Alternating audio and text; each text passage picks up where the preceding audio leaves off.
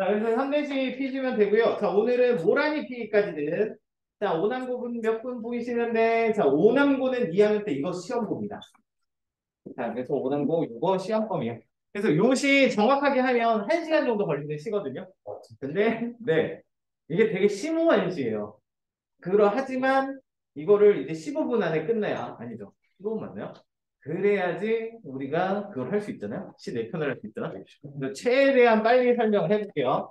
자, 첫 번째 시는 모란이 피기까지는 이라는 시입니다. 자, 일단 여기에서 뭘 이야기하냐면요. 자, 요거는요, 어떤 인간의 속성에 대해서 또 인간의 그런 슬픈 운명에 대해서 이야기한 시거든요. 여러분이 가지고 있는 핸드폰 생각해봐요. 그 핸드폰을 처음 살 때, 설레요. 네, 엄청 갖고 싶었잖아요. 설레죠. 네, 최신 핸드폰. 자, 지금의 그 핸드폰의 가치는 살 때의 그 가치를 그대로 유지하고 있나요? 아니요. 유지하지 않죠. 우리 처음에 핸드폰 살 때 생각해봐요. 근데 내 핸드폰 어디였니? 그래, 핸드폰 갖고 설명을 해야 되는데. 아이패드. 없어요. 어떡하면 또 던져버렸다가. 근데 이거 핸드폰이라고 생각하고, 자, 최신 핸드폰, 이거 뭔지 알아요? 아이폰 20이에요. 와, 아이폰 인텔이요? 20. 굉장하다고 이렇게 터치하잖아? 여기 홀로그램 화면 보여요? 아, 오, 굉장하죠? 네. 자, 그래서 여러분의 그 최신 핸드폰 딱 샀을 때, 그거의 가치는 언제 제일 높아요? 처음 샀을 때. 처음 샀을 때? 사기죠.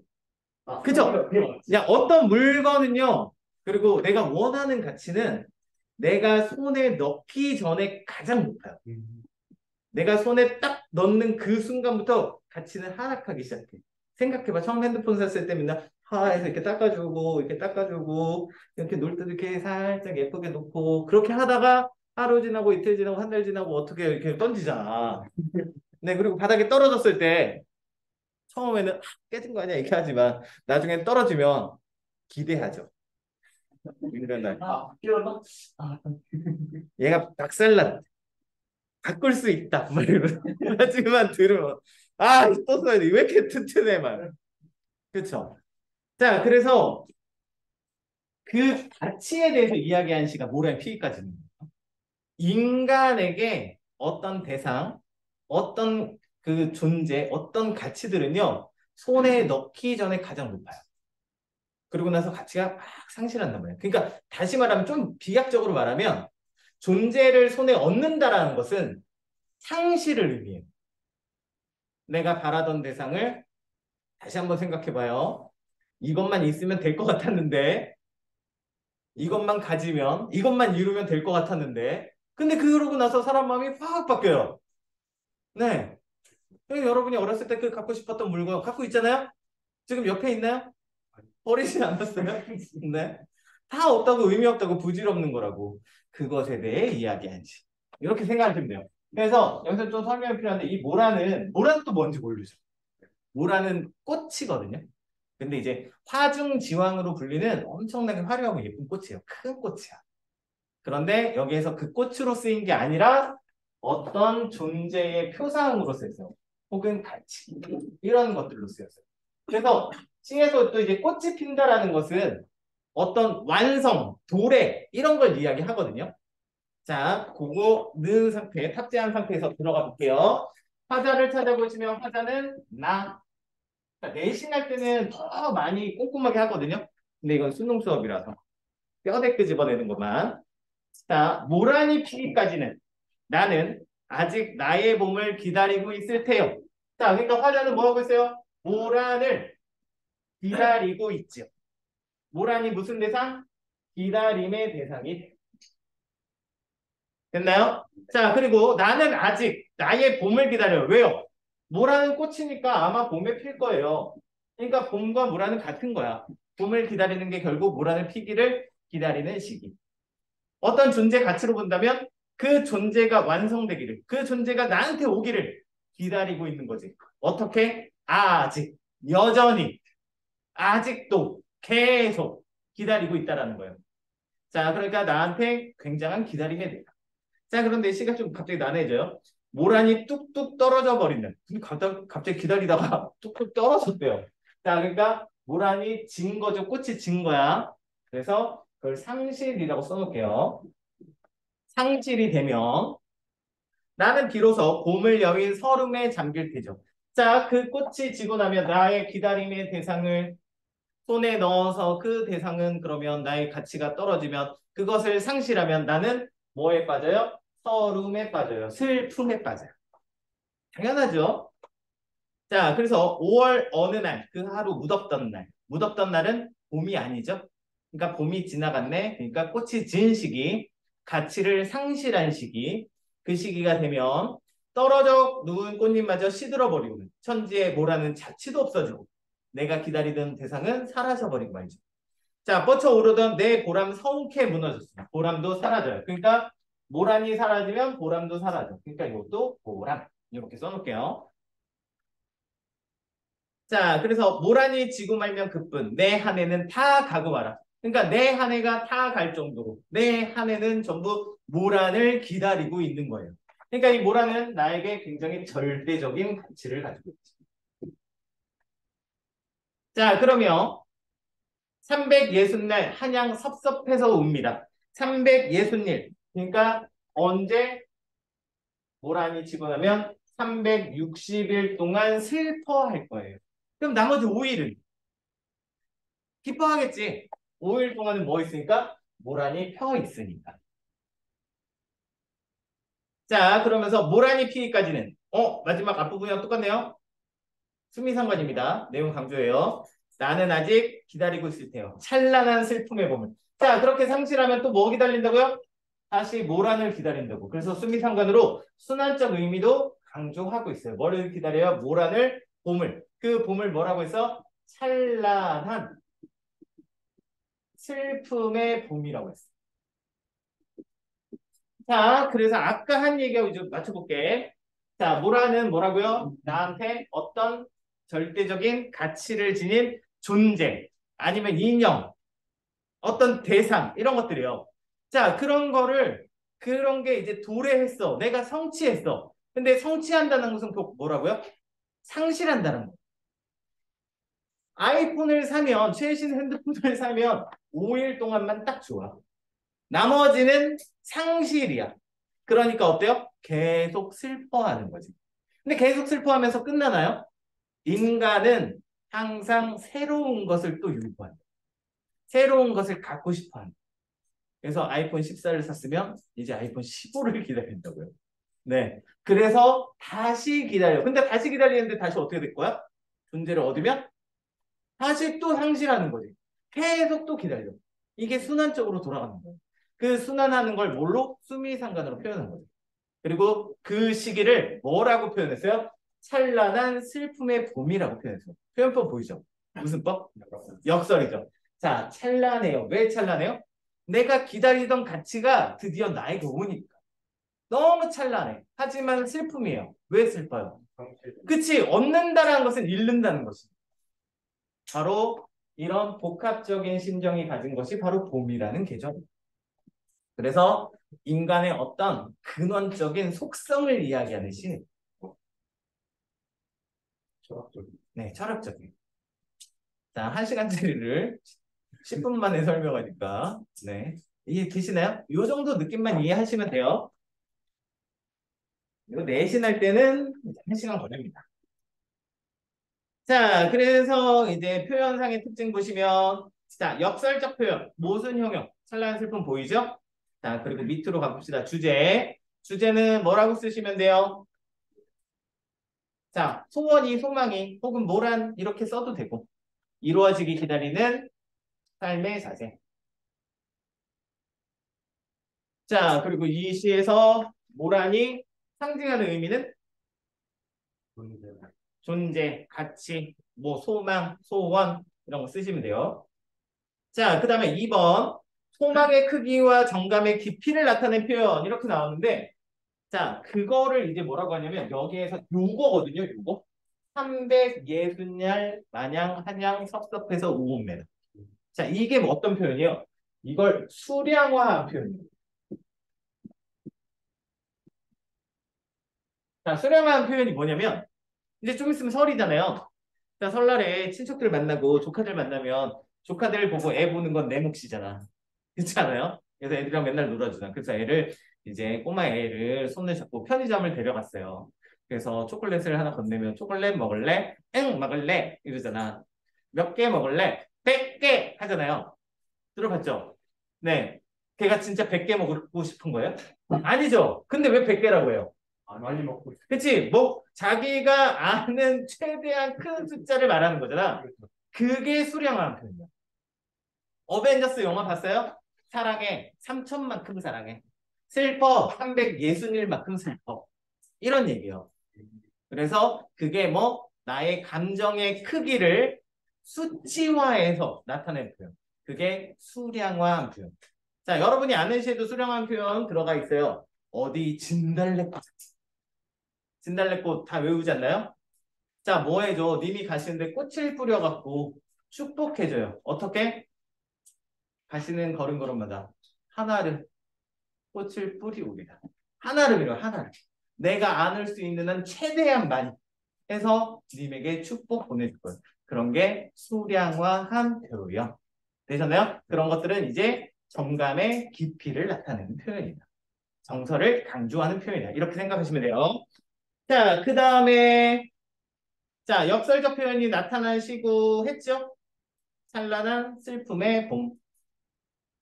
자, 그리고 다음 시 갑니다. 다음 시. 그 다음 시는 자, 와사등 보이죠? 김광균의 시 두 편이 있는데 자, 이 김광균은 또 이제 작가를 써요. 왜 그러냐면요. 그 김광균의 시는 특징이 있어요. 어떤 특징이 있냐? 어려워요. 난해해요. 읽어보잖아요? 혼자 읽잖아? 뭔 소린지 모르겠어. 눈을 한번 보세요. 뭔 소린지 알겠어요? 제목도 몰라. 네, 제목도 모르겠어요.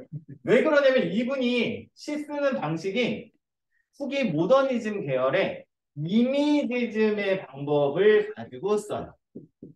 모든 시가 이렇게 써요.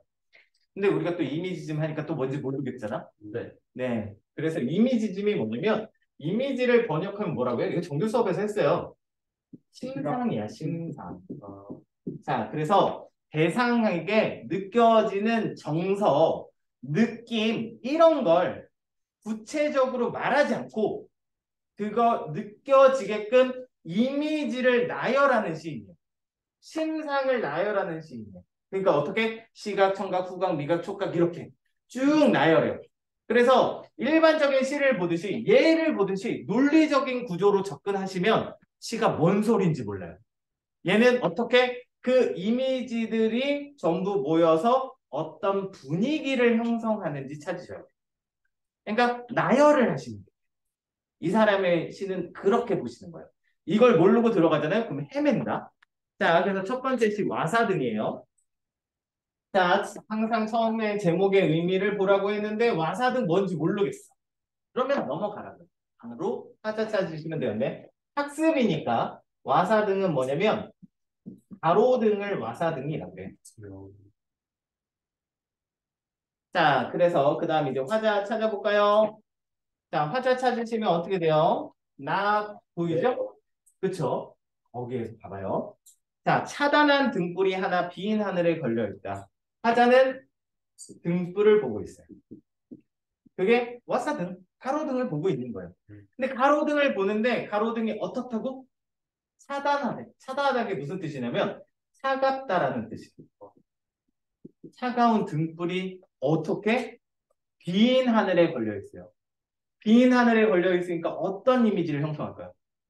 따뜻한 불이 아니라 차가운 가로등이 하나만 딱 밤하늘에 빛나고 있어요. 공활. 그렇지, 공허하고 나 빈 하늘도 쓸까? 그래서 빈만 쓰자. 그러면 공허하고 어딘가 외롭고 고독한 이미지가 보이죠. 이걸 말하고 싶은 거야. 이거를 다른 시 같으면 논리적인 구조로 이야기를 할 텐데 여기서 그냥 이미지로 딱 제시를 해버려. 이런 시인이에요. 자, 그리고 내 홀로 어딜 가라는 슬픈 신호냐. 이걸 보고 화자는 뭘 느껴요? 슬픔을 느껴요. 오케이? 자, 그러면서 다음 긴 여름의 황망이 나를 입고 자, 그 다음에 이제 여름 해를 보죠. 해가 어떻게 됐어요? 나래를 접어 졌어. 그러니까 어떤 이미지가 형성돼요? 하강의 이미지, 어둠. 어둠의 이미지, 그리고 몰락의 이미지. 이런 상황에 늘어선 고층, 창백한 묘석같이 황혼의 저장. 자, 고층 빌딩들, 고층 건물들. 고층 건물들은 뭐 같대요? 창백한 묘석이 뭐예요? 묘비입니다, 묘비. 무덤의 묘비 같이 보여요. 그리고 그것도 모질라서 어때? 황혼, 노을에 젖어 있어요. 어떤 이미지들까요? 우리가 묘비에서 느끼는 정서. 슬픔. 네, 슬픔의 정서도 보이고, 뭔가 또 공허한 이미지도 들고, 황폐한 이미지도 들고, 황량한 이미지도 들고, 막 그런 게 들겠죠. 그거를 얘기하고 싶은 거야. 그리고 그 다음에도요, 찬란한 야경. 야경 뭔지 알죠? 밤에 빛나는 막 네온 사인들, 불빛들. 그 야경들이 어떻다고요? 무성한 잡초인 양, 잡초 같아 보여. 그리고 헝클어진 채, 헝클어져 있어요. 그러니까 이거 다 합쳐서 뭐 황폐하고 그리고 황량한 이미지가 되죠. 자, 그러면 지금 화자는요, 어디에 위치하고 있을까요? 현재 있는 곳이? 자, 고층 있죠? 야경 있죠? 그리고 가로등 있죠? 그러니까 도시에서 이런 분위기를 느끼고. 자, 참고로 배경은 일제강점기입니다. 자, 일제강점기의 도시는 당연히 생동감이 없겠죠. 사람들이 전부 무기력하고 체념적인 모습. 어딘가 푹 가라앉은 듯한 모습. 그 모습에서 화자는 고독, 슬픔, 비애 이런 걸 느낍니다. 그거를 이제 이렇게 배치시키는 거야. 자, 그래서 요거 아니었구나. 사념의 벙어리 되어 입을 다문다. 그래서 나는 생각이 하나도 들지 않아요. 사념이 생각이. 자, 그리고 피부 바깥에 스미는 어둠. 낯서는 거리의 아우성 소리. 까닭도 없이 눈물 겪구나. 눈물 겨워요. 그래서 슬픔의 정답. 자, 그러면서 공허한 군중의 행렬에 섞여. 그래서 나는 이 도시에서 공허한 군중도 어떻다고요? 공허해 보여요. 이 사람들이 뭔가 방향성을 가지고 생동감 넘치면서 어디로 가는 게 아니야. 그냥 이유 없이 가는 것 같아. 공허한 군중의 행렬에 섞여. 네, 어디서 그리 무거운 비에 슬픔을 지고 왔기에 길게 느린 그림자 이다지도 어두워. 그러니까 해질녘이죠. 해질 무렵 어떻게 그림자가 길어졌잖아. 그 길어진 그림자만큼 나의 슬픔이 커요. 무거워요. 자, 그걸 느끼고 있죠. 자, 그러면서 수미상관으로 마무리합니다. 근데 순서가 바뀌었죠? 이런 걸 변형된 수미상관. 자, 내 어디로 어떻게 가라는 슬픈 신호가 차단한 등불이 하나 빈 하늘에 걸리어 있다. 자, 그러니까 주제는 뭐가 돼요? 도시에서 느끼는 고독함, 슬픔 이런 게 주제가 되죠. 그러니까 뭘 느끼는지 그냥 이미지를 나열하는 식. 그 이미지 나열해서 어떤 분위기를 형성하는지 체크하시면 되듯이 이렇게 접근하면 안 어려워요. 자, 그 다음에 표현상의 특징 보시면 공감각적인 심상이 있는데 자, 공감각적 심상의 대가가 또 김광균 시인입니다. 자, 어디 쓰였는지 아시겠어요? 제가 일부러 언급 안 하고 넘어갔거든요. 가운데쯤 있어요. 공감각적 심상. 근데 어떻게 보면 딱 가운데네. 피부에 바깥에 스미는 자, 그겁니다. 자, 그걸 공감각적 심상이라고 해요. 공감각적 심상은 어떻게 하는 거예요? 시각, 청각, 후각, 미각, 촉각 이런 것들을 두 가지를 병치시키면 공감각이라고 해요. 자, 근데 아쉽게도 공감각적 심상은 중학교 어휘예요. 그래. 고등학교에선 공감각적 심상을 잘 물어보지 않아요. 뭘로 물어보는지 알아요? 감각의 전이로 물어봐요. 그래서 감각의 전이와 공감각적 심상이 똑같은 거거든요. 자, 감각의 전이가 뭐야? 무슨 감각을 무슨 감각으로 바꾸는 거예요. 자, 그래서 여러분이 공감각적 심상 대표적으로 아시고 계신 게 푸른 종소리죠. 자, 그 푸른 종소리가 이 사람이 쓴 거예요. 김강민이 쓴 거예요. 외인촌에서. 자, 그럼 푸른 종소리를 표현할 때 얘 시각이죠? 얘는 청각이죠? 감각의 전이로 어떻게 표현해요? 무슨 감각의 무슨 화라고 이야기하죠. 되게 쉬워요. 표현하고 싶은 게 뭐죠? 푸른색이에요? 종소리예요? 종소리죠. 해를 앞으로 빼요. 청각의 뒤로 빼요. 시각화라고 합니다. 자, 그러면 피부 바깥에 스비는 어둠은 표현하고 싶은 게 뭐예요? 자, 그러니까 뭐라고 하시면 돼? 시각의 촉각화.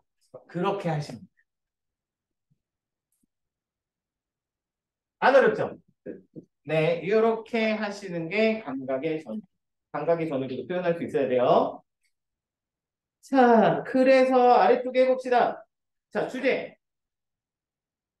현대인의 고독감과 슬픔, 비애감 이렇게 할까요?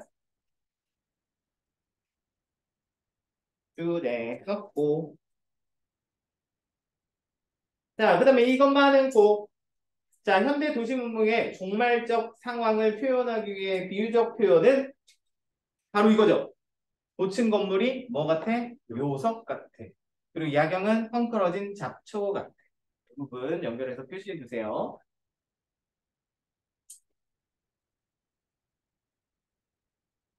자, 그 다음에 밑에요. 이건 했죠? 피부 바깥에 스미는 어둠에 나타난 이미지 전이 양상은?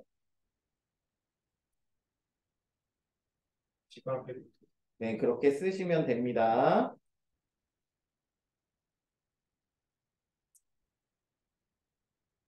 자, 그 다음에 추일서정. 또 같은 시인이요. 자, 그래서 비슷한 느낌으로 똑같은 느낌으로 한 번 더 연습해 본다고 생각하시면 돼요. 자, 역시 제목의 의미를 찾아야 되는데 제목 의미 모르겠죠. 그러면 또 역시 넘어가시면 되는데 근데 또 학습하고 있는 거니까 가을이죠. 가을날 느끼는 정서. 추일서 이런 뜻입니다. 자, 화자를 찾아보시면 화자는 안 보입니다.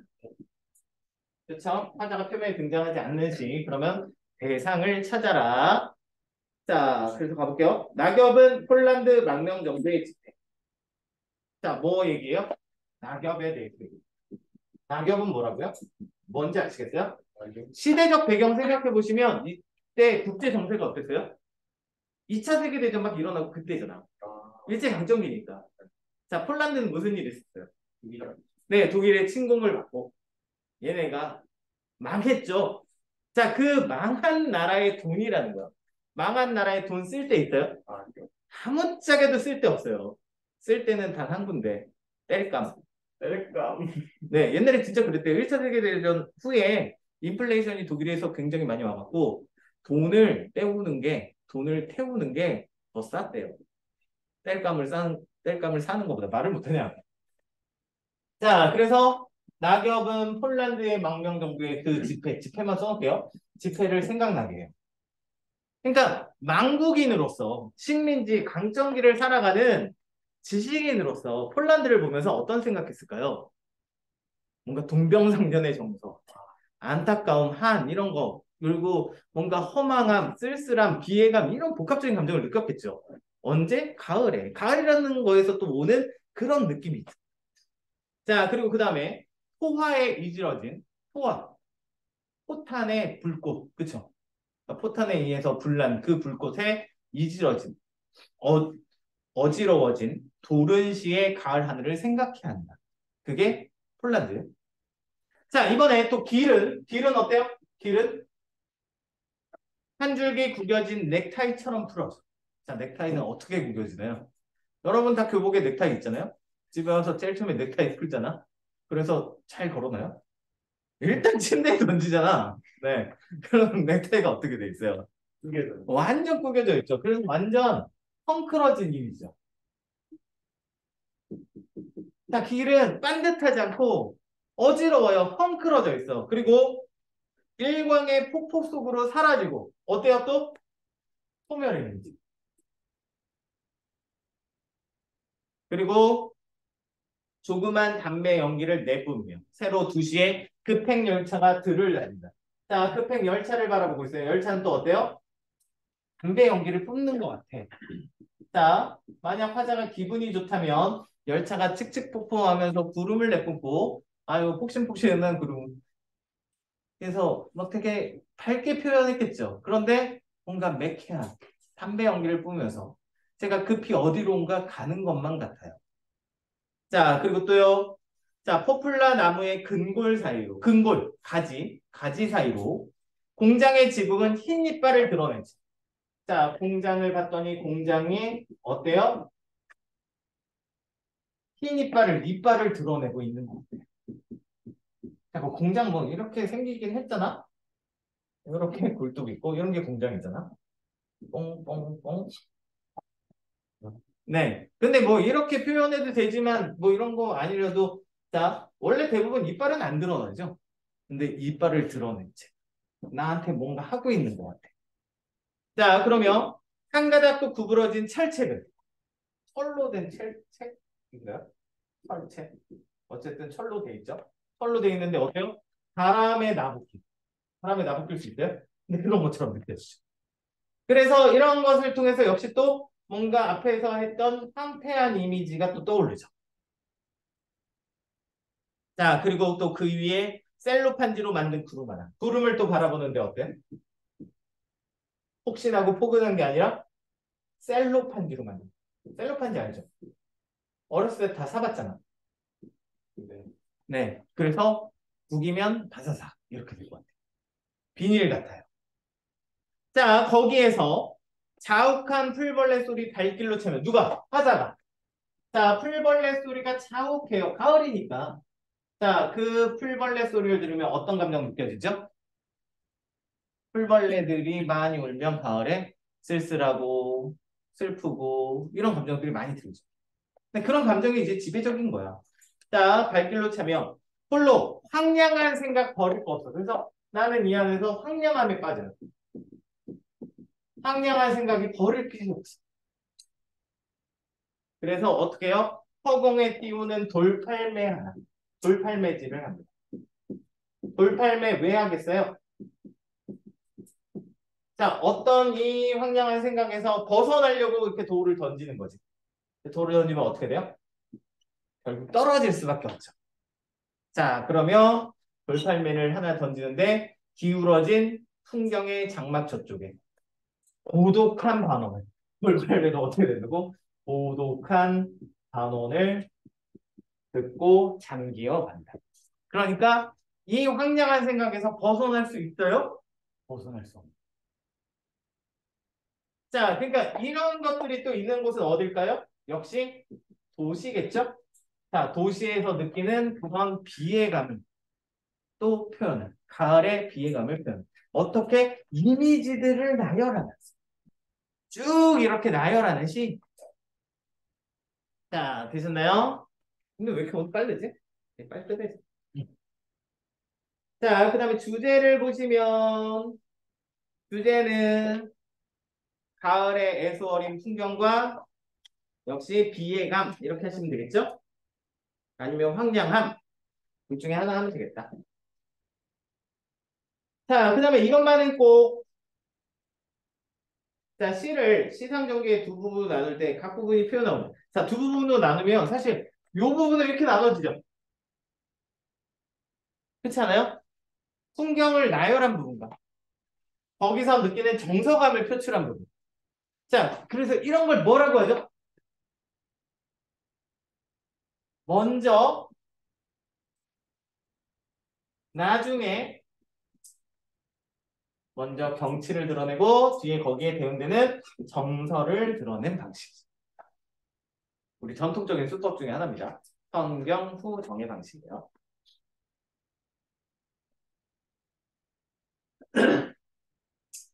자, 그리고 여기도 공감각적 심상의 대각. 자, 뭐 사용했어요? 어디 있을까? 이거는 저기 뒤쪽에 있죠?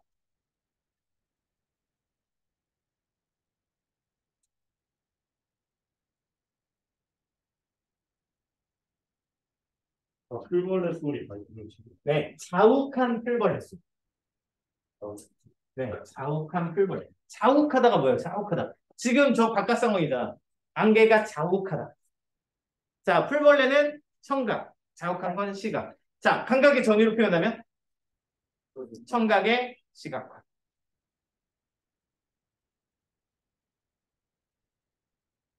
자, 그리고 이 시에서 내적 화자의 내면적 정서를 공간적인 심상으로 환치해내. 그러니까 정서를 공간적인 표현을 한 거. 그러니까 그게 바로 돌팔매질이에요. 돌팔매질을 하는데 어떻게? 고독한 단원을 듣고 사라지. 공간적으로 바뀌었지. 이렇게 연결하시면 됩니다. 자, 그리고 마지막 시네요. 자, 그리고 오남고 1학년 분 계시나요? 없나요? 선생님 학교 어디세요? 오남고예요? 네. 자, 오남고 1학년은 이상하게 매년 이게 시험범위에요. 네. 그 시험 보셨죠? 네. 작년에도, 아니, 재작년에도 봤고, 그 전에도 봤어요. 이상하게 교과서에 안 나오는데 시험을 내요. 그래서, 이 고향 성애자가 계신가 봐요.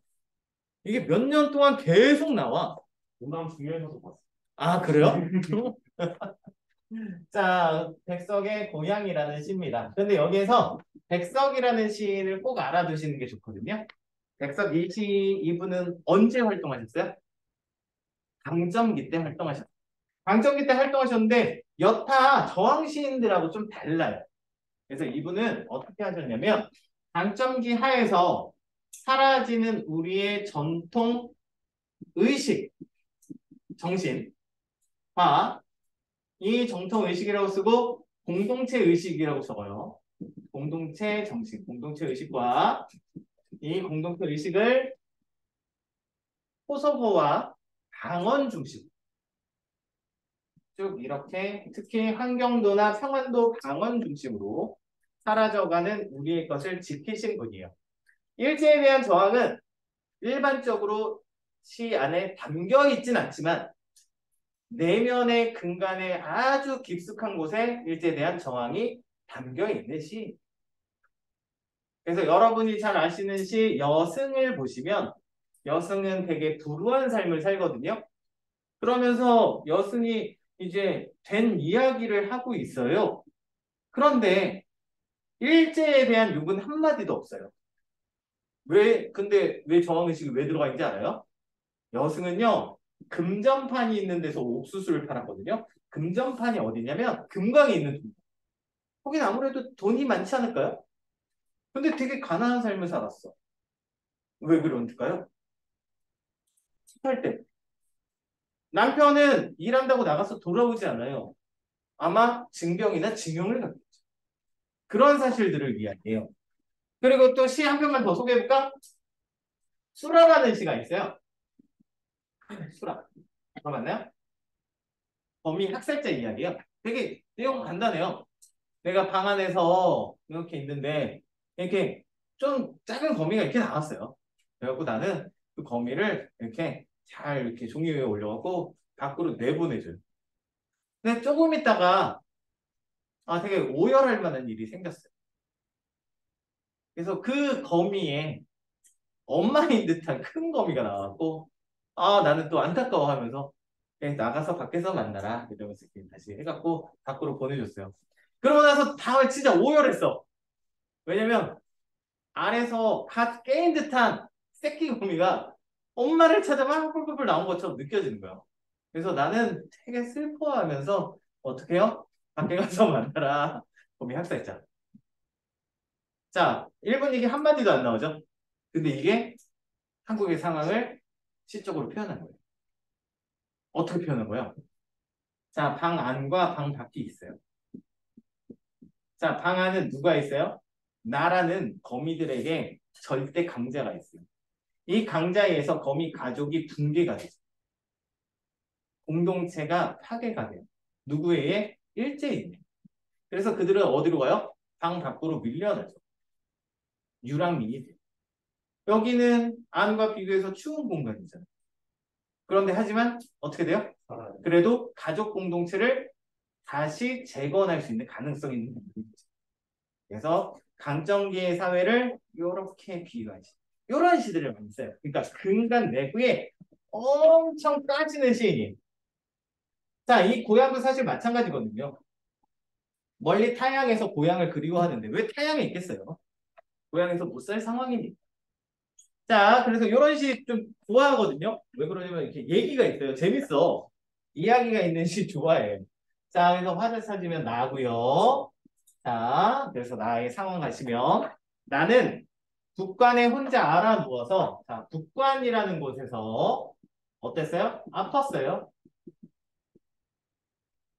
자, 그래서 어느 아침 의원을 뵈었다. 그래서 의원을 만나러 가죠. 병원에 갔어요. 당연하죠. 아프니까. 자, 그런데 의원은 열애 같은 상을 하고 자, 의원은 열애 같대요. 열애 같은 상을 하고 간궁에 수염을 들여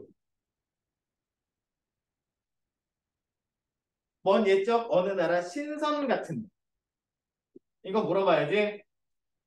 성현아! 라고 말하면 아니야 성현이 말고 제로 불렀어. 성현아! 열애가 뭐예요? 강동은 알아야지. 또 강동 있나? 강동 없는데? 강동 너밖에 없어. 아 여기도 있다. 넘기겠다. 네. 열애 석가모니. 그쵸. 자 그래서 부처님 같은 모습을 하고 안공은 관우. 신선은 아시죠? 자 그러니까 지금 나 아픈데 당연히 인사받으면 붙여줘. 네, 굉장히 자비로운 모습을. 그리고 수염을 길게 들여서 이제 신선 같은 신기한 체험을 하게 되거든요. 자, 그래서 신선 같은데 새끼 손톱을 길게 돋은 손을 내어 묵묵하니 한참 맥을 짚더니 그래서 한의원인가 봐요. 그래서 이제 맥을 한참 짚더니 뭐라고요? 문득 물어 고향이 어디냐고 물어. 그래서 의원이 물어봤죠 나에게. 응, 고향이 어디? 이게 물어봤죠. 네, 이게 물어본 거예요. 그랬더니 평안도 정주라는 곳이라고 한진. 그래서 내가 아유 아파 죽겠네. 평안도 정주예요. 봤어요 연기력? 네, 정주라고 했어요. 그러니까 이 국가는 타향이 되는 거죠. 자, 정주라는 곳이라고 한즉 그러면 아무개 씨 고향이랍니다. 무슨 얘기예요? 그러니까 아무개라고 하면 좀 그러니까 박씨라고 합시다. 그래서 그래? 박씨 고향인데? 같은 고향 사람이구만. 이렇게 얘기한 거죠. 자, 그래서 그러면 아무개 씨를 아냐고 한즉 그래서 내가 다시 물어본 거지. 박씨 알아요? 어떻게 아세요? 이게 물어본 거죠. 자, 의원은 빙긋이 웃음을 띠고 막역지간이라고 수염을 쓴다. 그래서 의원은 아무개랑 무슨 시간? 막역지간, 막역한 사이. 그래서 친구라고요. 자, 친구라고 했더니 자, 그래서 그리고 막역지간 수염을 쓴다. 그 다음에 나는 아버지로 섬기는 이라고 한즉 아유, 저한테는 아버지 같은 분이세요. 나한테 누구라고 아무개 씨가 아버지 같은 사람이에요. 같은 고향에. 라고 했더니 의원은 또다시 넌지시 웃고 말없이 팔을 잡아 맥을 보는데 어떻게 돼요? 손길이 따스하고 부드러워. 자, 여태까지는 따스하고 부드럽지 않았잖아. 그런데 뭐를 통해? 아무개 씨를 통해 묶여버린 거야. 아무런 접점이 없었던 나와 의원은 같은 고향 내가 아버지로 모시는 그 박씨 아무개로 묶여져 버렸죠. 묶여져서 손길은 따스하고 부드러워. 뭐라고 했어요? 고향도 아버지도 아버지의 친구도 다 있었다. 자, 어떤 따뜻함을 느꼈어요? 고향의 따뜻함을 느끼게 되었다. 자, 타향에 가서 아프면 집에 가고 싶잖아요. 그런데 그 그리움을 뭐라고? 아무개로 묶인 의원에게부터 위로받을 수 있었다. 안 어렵죠? 재밌지 않니, 시가? 야. 자, 그래서 빈칸 채우고 끝납니다. 자, 주제는 육친에 대한 그리움과 애정 정도 하시면 되겠죠? 자, 그리고 이것만은 꼭, 자, 시적 화자의 태도는 당연히 그리움을 가지고 있어요. 고향에 대한 그리움. 자, 근데 이번은 문제가 좀 잘못된 것 같아. 자, 이 시에서 동화적 분위기를 조성하여 과거 회상의 실마리를, 근데 과거 회상은 아니잖아. 그래서 동화적 분위기를 형성하는 부분은 여기요. 열애 갖고 관공, 수염, 그 다음에 예적, 신선 같은데. 자, 고향도 아버지도 아버지의 친구도 다 있었다 해서 느껴지는 정서는 고향에 대한 따뜻함, 빨리 느꼈다.